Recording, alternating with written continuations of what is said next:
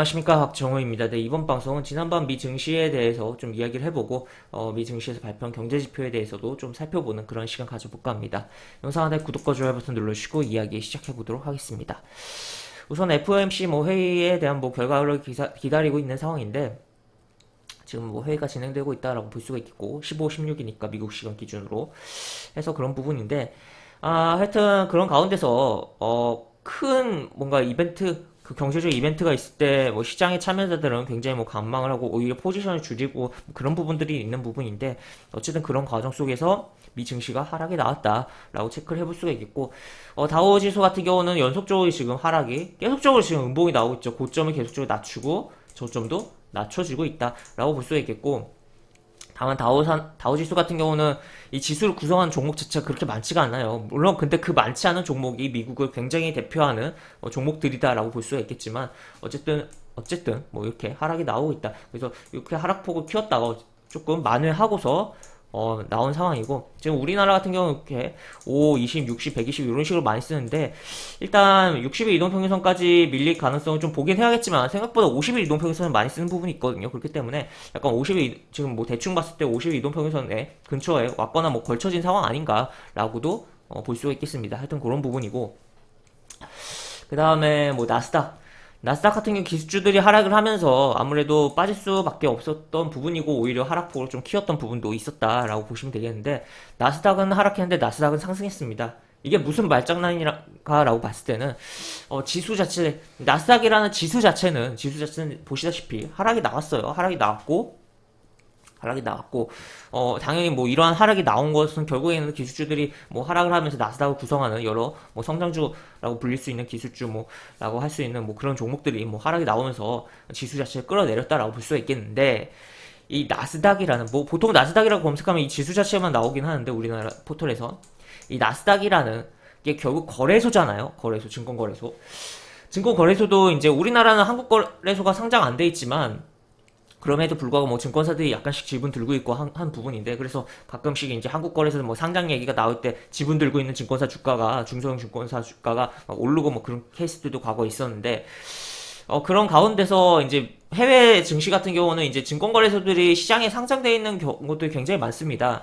그렇기 때문에 그런 과정 속에서 나스닥도 시장에 상장되어 있는 상황이고, 그 가운데서 나스닥의 주가가 올랐다라고도 볼 수가 있겠는데, 하여튼 증권거래소인 나스닥은 주가가 상승한 지난밤 미증시였지만, 나스닥 종합지수 같은 경우는 하락을 한, 이 지수를 구성하고 있는 종목들이 빠지면서 지수는 하락을 한, 지난 미증시였다라고 보시면 되겠습니다. 그 다음에 또 보시면 S&P 500. 아까 다우 같은 경우는 이제 구성하는 종목수가 적다라고 이야기 들었는데, 어떻게 보면 S&P 500이 미증시를 가장 대표하는 지수다라고도, 사람들이 생각보다 생각 안 하는 사람들도 있지만, 좀 주식 미증시에 관심이 많은 분들은 또 이거를 굉장히 중요하게 생각을 하시는 부분이 있고, 저 또한 그렇습니다. 일단 S&P 500 같은 경우는 기본적으로 여러 미국의 다양한 종목들이 속해져 있는 가운데, S&P 500 같은 경우 지난 굉장히 긴 시간축에서 1년에 9%의 상승률을 좀 보여준 지수다라고 볼 수 있겠고, 그렇기 때문에 S&P 500을 바탕으로 기준으로 추종하는 ETF에 이제 적립식으로 투자하시는 분들도 계시고, 그런 부분이다라고 볼 수 있겠는데, 물론 그동안 1년에 9%의 상승률을 보여줬다고 해서 앞으로 1년에 9%의 상승률을 보여줄 거라는 보장은 분명 없지만, 그럼에도 하여튼 그러한 부분이 있는 지수이고, 하여튼 그러한 흐름을 갖고 진행되어 왔던 상황이었다라고 보시면 되겠습니다. 하여튼 그런 부분이고, 그래서 이렇게 지수가 다우, 나스닥, S&P 500까지 이렇게 볼 수가 있겠고, 경제 지표에 대해서 좀 이야기를 해보겠습니다. 미국 경제 지표. 일단 지금 인플레이션 우려니 뭐니 계속적으로 여러 가지 이야기들이 나오고 있는데, 그런 가운데서 좀 중요하게 봐야 될 경제 지표라는 게, 물론 지금 연준은 고용에 대해서 일단 초점을 두겠다고 했으니까 당연히 고용에 대한 그런 지표를 중요하게 보긴 해야겠지만, 그 이외에도 결국 좀 중요하게 봐야 될 부분이 CPI, 그리고 CPI 관련해서는 이제 제가 지난번에 발표됐을 때 영상 제작도 했었는데, 그거랑 이제 맞대응이라고 하긴 조금 그럴까요? 하여튼 뭐 같이 좀 세트로 생각을 해볼 수 있는 게 PPI입니다. PPI. PPI라고 봤을 때는 생산자 물가지 그러니까 CPI가 소비자 물가지수라면 그러니까 소비에 대한 그런 물가라고 보면 생산 PPI는 생산에 관련 그러니까 뭔가 물건을 만들 때 들어가는 그런 원재료에 대한 뭐 그런 부분의 물가다라고 이해를 하시면 될 것 같고 그런 부분인데 하여튼 여러 정말 뭐 그거 외에도 미국은 하루에도 정말 많은 경제 지표를 발표하고 그리고 뭐 미국뿐만 아니라 다양한 뭐 글로벌 국가에서 정말 하루에도 정말 수십 개의 경제 지표가 막 쏟아져 나오는데 그런 가운데서도 뭐 의미 있게 좀 볼만한 지표들 가운데 하나가 뭐 PPI다라고 보시면 되겠고 뭐 여기서는 이제 소매 판매도 글로벌적인 거 좀 중요하게 볼 필요 있는데 하여튼 이렇게 내용이 있고 하나하나 좀 봅시다.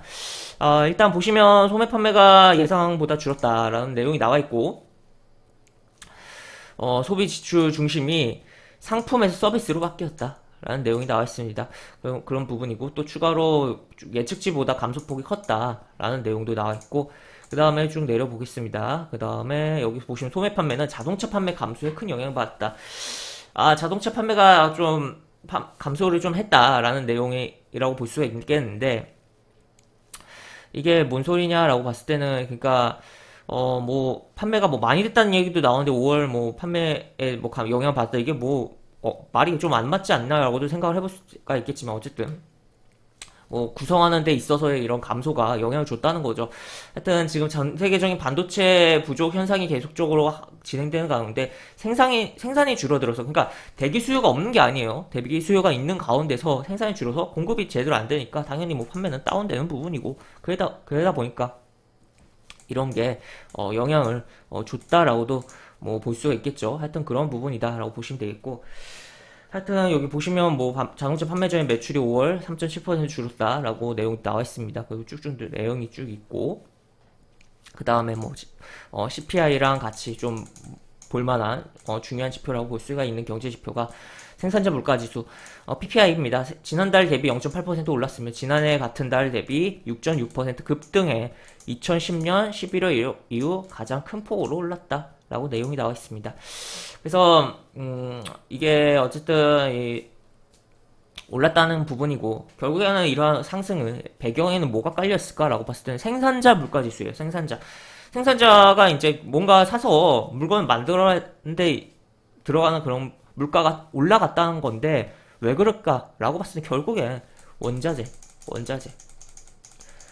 값이 오르니까 당연히 올라갈 수밖에 없는 그런 배경이 깔려 있다라고 볼 수가 있겠고, 그리고 최근에 뭐 미국 같은 경우는, 물론 이게 바로 뭐 반영됐다고 보기는 어렵긴 하지만, 인건비에 대해서도 올라가고 있는 상황도 생각을 해볼 수가 있겠죠. 하여튼 이런 식으로 내용이 나와 있습니다. 그래서 2010년 11월 이후 가장 큰 폭으로 올랐다.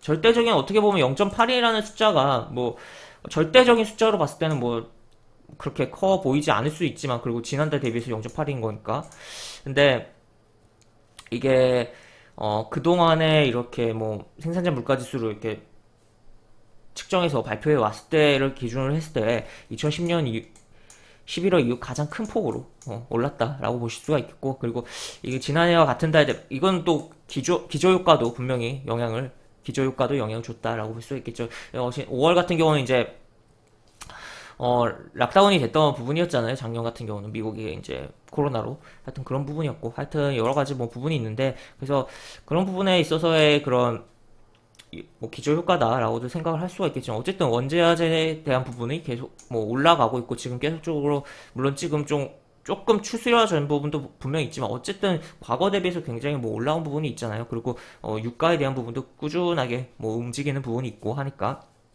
그런 부분이 있다 보니까 하여튼 이런 것을 좀 생각해 봐야 되는 그래서 생산자 물가가 올라가서 이것에 따라서 어떻게 보면 이거랑 이제 뭐 몰랐다 보니까 사람들이 이렇게 경계를 할 수 있겠죠.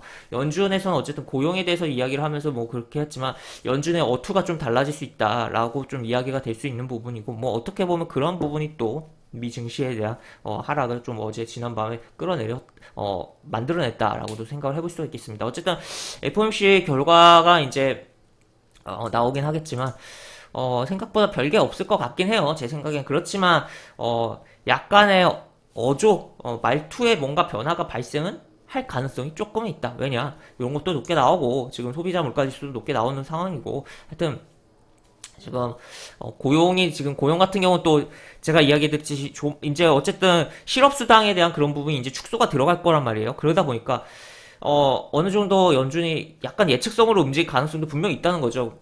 우리는 이제 고용을 보긴 할 거였는데 지금 고용 상황이 이게 실업수당을 많이 주고 하니까 사람들이 잘 안 나와서 그런 거 같네? 그리고, 그럼 이제 여기서 어느 정도 끝날 테니까 고용이 폭발적으로 증가하지 않겠냐라고 생각을 하면서 조금 예측성으로 움직일 수가 있는 부분도 없잖아 있고, 물론 예측성으로 움직였다고 과거의 금리적인 부분에 있어서 약간 실패라고 표현을 해야 될까요? 그런 부분이 있었기 때문에 연준이 굉장히 조심하고 하는 부분이 지금 발생을 하고 있고, 확인하고 움직일 가능성이 있긴 하지만 연준 나름에도 여러 가지 뭐 생각이 있고, 그 안에서도 그동안 구성하는 사람들 안에서도 조금 뭐 약간 조금 헤이퍼링이라든지 여러 가지 조금 이야기성의 그런 발언들이 좀 분명히 나왔던 부분도 있기 때문에, 하여튼 종합적인 의견으로 해서 뭐 결과가 나오긴 해야겠지만 약간의 어조 변화가 발생을 할 가능성은 분명히 있다는 것을 우리가 생각은 하자라고 정리해 볼 수가 있겠습니다.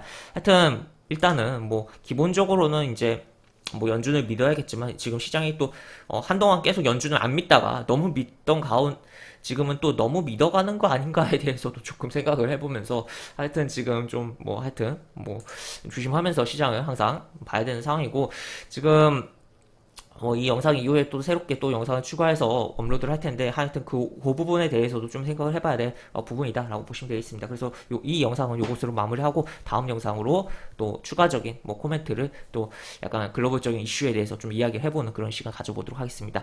영상 하단에 보시면 설명과 댓글 부분에 동일한 링크가 들어가고, 이 링크 타고 들어오시면 제가 운영하는 무료 카톡방을 입장하실 수 있습니다. 입장하시면 여러 가지 장중 코멘트, 매수부터 매도까지 무료 공개 추천주에 대한 부분도 진행하는 부분이 있으니까 이 부분도 참고해 보시면 많은 도움이 되지 않을까 싶습니다. 입장하시면 채팅방 상단에 공지 끄고 읽어주시고 채팅 참여해주시기 바랍니다. 이상 박종호였습니다. 네, 감사합니다.